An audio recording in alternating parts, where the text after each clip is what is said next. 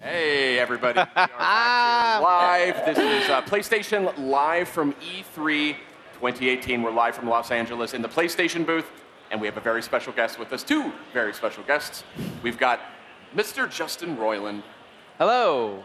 Hello, sir. How are you today? Very well. Good. That's good. I can't wait to talk some more with you. Perhaps you'll do one of your fun voices. Oh, maybe. Yeah, let's just do a whole segment making them do the voices. Yeah, that'll be great. and Tanya as well from Squanch Games. Hello. Very nice to see you again. Nice to see you. And of course, Justin Massingham. Yeah, whatever. I'm here. Ooh, no. The less popular Justin. So let's talk about this trailer that came out last night at the big PlayStation showcase. This is for Trover Saves the Universe, and I thought it was hysterical. Bathtub guy is like... Oh, bathtub guy. He's making the rounds. He's making a star. Classic bathtub guy. Now, Classic. can you confirm that he is an unlockable character in Trover Saves the Universe? He's unlockable. You can play his bathtub guy. No. No, but he is a character you're going to meet along your epic journey through the cosmos. Bathtub guy will be very helpful to you in your journey, yes. Are you confirming that we're traveling through the cosmos in Trover Saves the Universe? This is a big adventure you're going to be going on. You'll be using your telepod to travel the cosmos.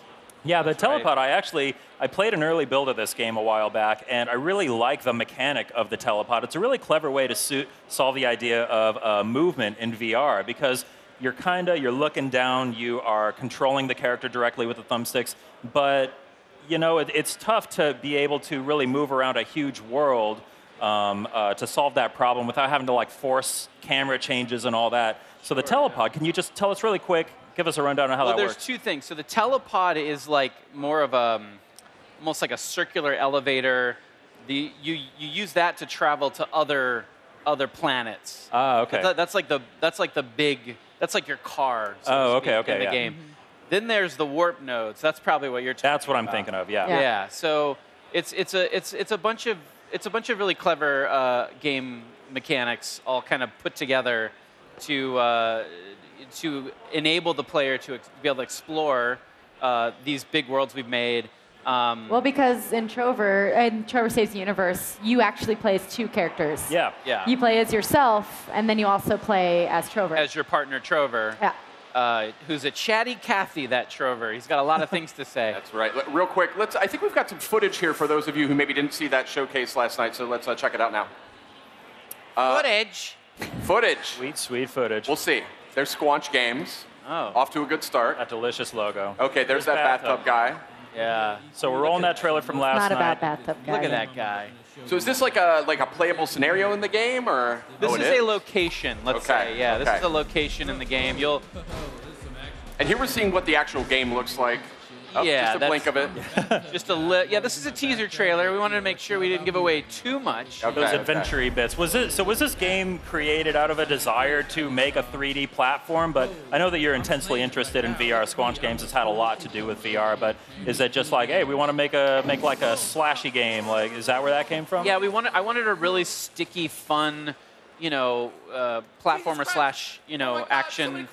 But I love the combination of you being there with this little purple partner, Trover, and you're working together to figure things out and to progress. But then also because you're there, when you meet an NPC or another weird character in the world, they're talking directly to you. Yeah. And you can answer them, literally in the game. There's a lot going on in this game. Like a lot. But I mean, the North Star for us was really, once we had that foundation of really good, solid, sticky gameplay, it was like, okay, now we're gonna build a house of comedy on top of it, and we're gonna make fun of ourselves. We're gonna make fun of, just game tropes and. Yeah, give me an example of that, because I was kind of expecting that from this. Like, you're a huge gamer, and that's something I wanted to point out. You and I talked back at PlayStation Experience last year. You're a huge gamer, it's very clear. So what kinds of themes do you explore in Trover? Jumping. No, I don't. I mean, do you call out certain games or like mock certain games? We try to keep it very much in its own universe, for the most part. Although we'll make comments and references, but they're they're masked as like an alien version of the thing we're talking about. Okay. So if we're gonna do a pop culture joke, it'll be sort of underneath a layer of weirdness. But it's more like really casting really funny people to do the voices, and then really loose, like having fun in the booth. Yeah.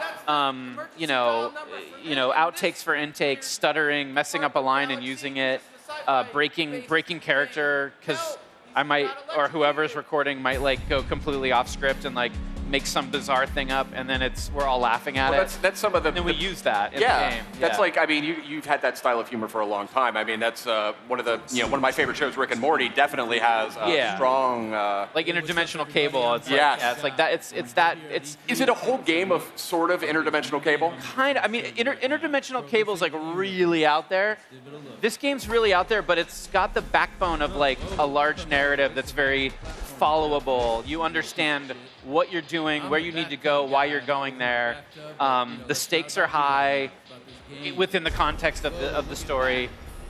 So you have all that as a nice foundational backbone, but then then it's just like, a lot of interdimensional cable moments where it's like, certain characters, bathtub guy, for example, or voodoo person, or I don't know. There's a ton of weird characters in the game that you meet along the way, and those are all really fun, loose.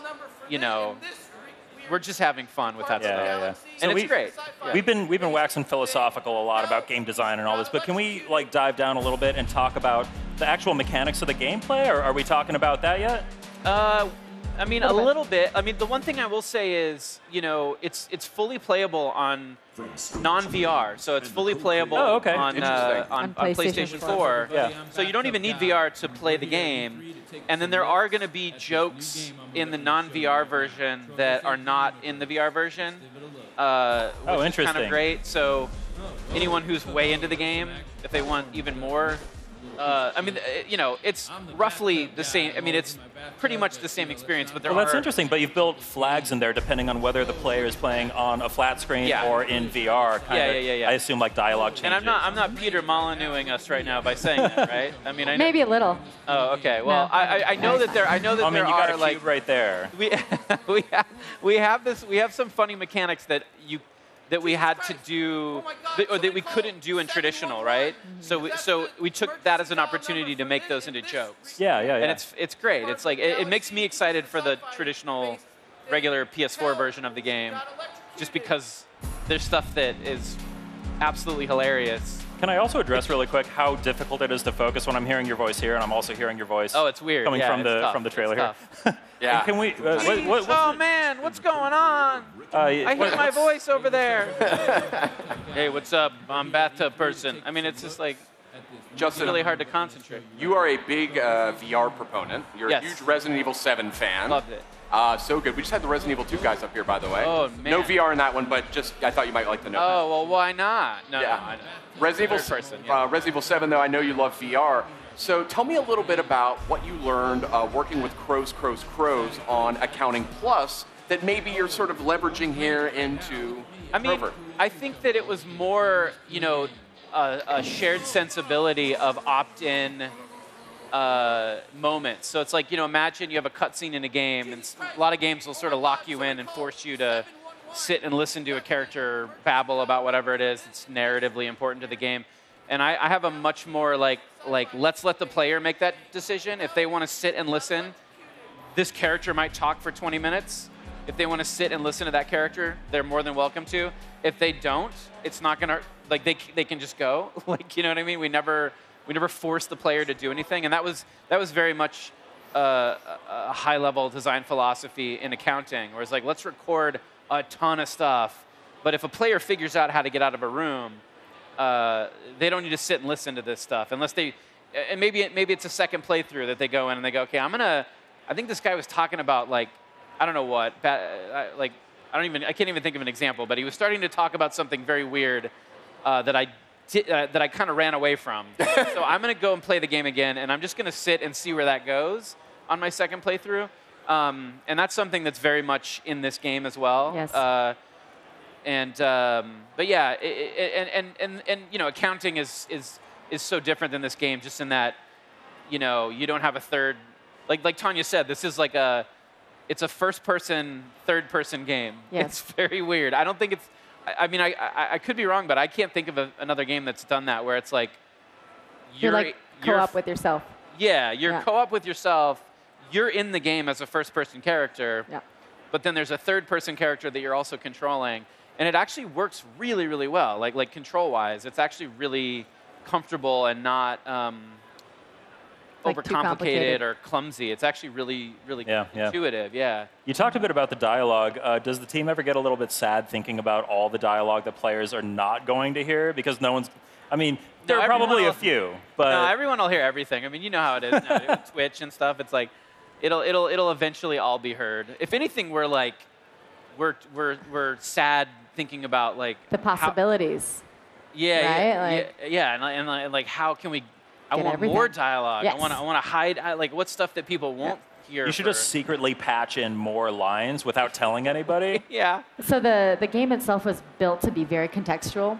So we want the player to feel like they're like the star of this game as they're playing. And they're doing things with Trover that they're like, oh, you know, it's like typical gamer stuff. Like, I'm just jumping up over here and checking this out. And Trover will respond, like, in real time. He's like, why are you over here doing this thing? You should be over there. Like, we're not on track right now. We need to do something. You know what I mean? It's the game, we continue to build it that way. And that's Justin. Like, yeah, I mean, that's a thing that I really want to push in VR is having characters that are very aware of you. And what you're doing. I love that in VR, like, you know, and just in games in general. And it's nothing new, but it's something that I think is really important. And you bring like a really special sort of lens to that, I think. I would love to talk for the next 45 minutes about this guys. game. Let's go. But unfortunately, we're on a tight schedule and we got to get going. Samus. Oh, that's just Smash Brothers. I thought there was a new Metroid game. Sorry, I got excited. Justin, Tanya, always a pleasure. We are all looking forward to Trover Saves the Universe coming to PlayStation VR. Absolutely. And playable on PS4 as well. Stay with us. Stay with us. We've got a lot more coming up, including a look at Neo 2. PlayStation